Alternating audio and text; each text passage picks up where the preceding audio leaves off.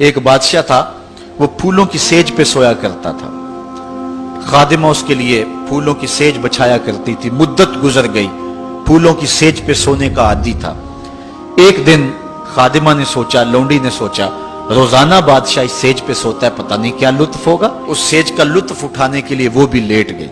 سیج تیار کرنے کے بعد ایک لمحے کے لیے کمر سیدھی کی تو سارے دن کی تھکی ہوئی تھی، آنکھ لگ گئی۔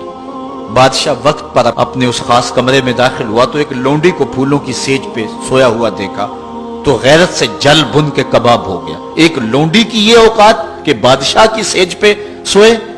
اس نے جلاد کو بلایا، کہا اس کو الٹا لٹکاؤ اور اتنا مارو کہ اس کی جان نکل جائے، تاکہ باقی خدام کو پتا چل جائے کہ بادشاہوں کی سیجیں، ان کے بستر، ان کے گھر کتنے مقدس ہوا کرتے ہیں۔ لونڈی کو الٹا لٹکا دیا گیا اور جلاد ضرب پہ ضرب لگا رہا ہے، کوڑے پہ کوڑا مار رہا ہے۔ وہ چیختی ہے، روتی ہے، بچا لو مجھے، میری جان نکل رہی ہے۔ روتے روتے کیا خیال آیا کہ اس نے ہنسنا شروع کر دیا۔ بادشاہ نے جلاد کو کہا، رک جا، اس لونڈی سے پوچھ روئی کیوں ہے، اسے یہ بھی پوچھ ہنستی کیوں ہے۔ جلاد نے کہا، لونڈی بتا روتی کیوں ہے۔ اس نے کہا، تجھے نہیں پتا جب کوڑا لگتا ہے تو جان نکلنے کو آتی ہے، نزا کا عالم طاری ہو جاتا ہے۔ کہا یہ تو سمجھ ہے، لیکن ہنستی کیوں ہے۔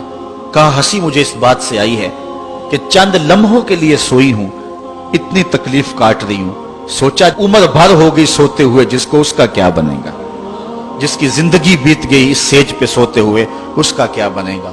صاحبو، یہ دنیا پھولوں کی سیج نہ بنائیں، اس دنیا کو اللہ کی عبادت کے لیے گزاریں، ذکر فکر میں گزاریں، سحری کے وقت اٹھ کے مصلی پہ کھڑا ہو کے رونا سیکھیں، اللہ کے حضور آئیں، رزق کی تلاش میں رازق کو بھول نہ جائیں۔ تم سمجھتے ہو دکان بند کر کے چلے گئے تو شاید میری آج کی سیل کم ہوگی۔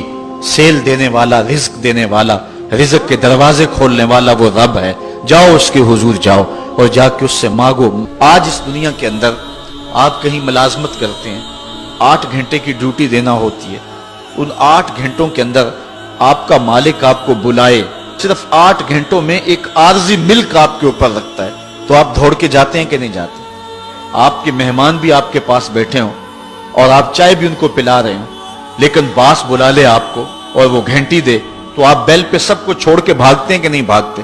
مہمانوں سے بھی معذرت کرتے ہیں، مجھے باس نے بلایا، آپ دوڑتے جا رہے ہیں۔ یار، ایک دنیا کا باس بلائے تو مہمانوں کو چھوڑ کے، چائے کو چھوڑ کے، مرغن غذاؤں کو چھوڑ کے، سب کو چھوڑ کے بھاگ جاتے ہیں، اور رب کا نمائندہ پکارے حیا علی الصلاۃ اور حیا علی الفلاح، جو بندہ اس کے حضور نہ جائے کتنا بڑا بد نصیب ہے، کتنی بد نصیبیاں اس کا مقدر ہیں کہ جو اس کے حضور۔ لیکن یہ اللہ تعالیٰ جل شانہ کی رحمت کی عمومیت ہے۔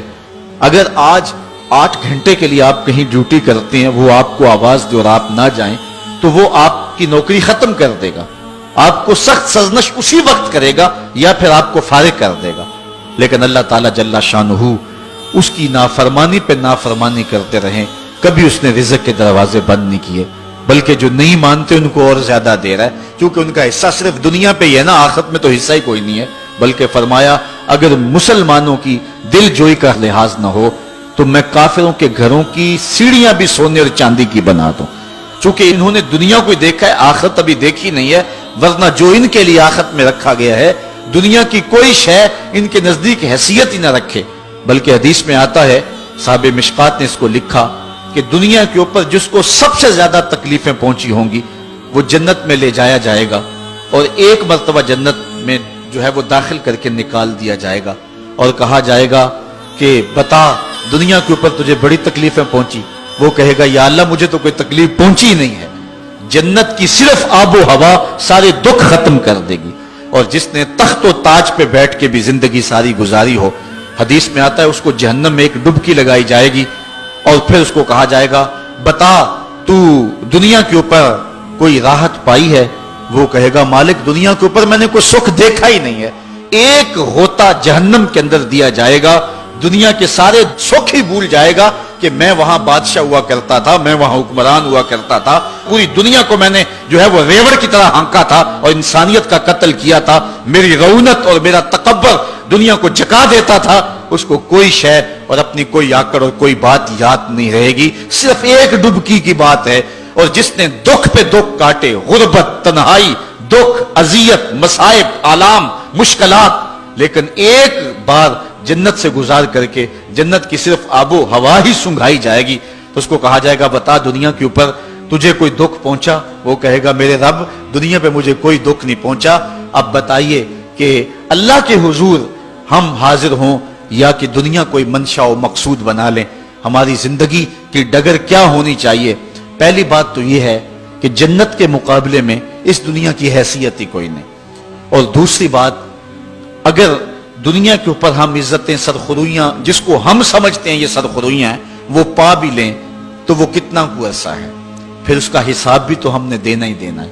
اس لیے ہم دیکھ لیں جتنا برداشت کرتے ہیں اس کے مطابق جو ہے وہ ہم چلیں.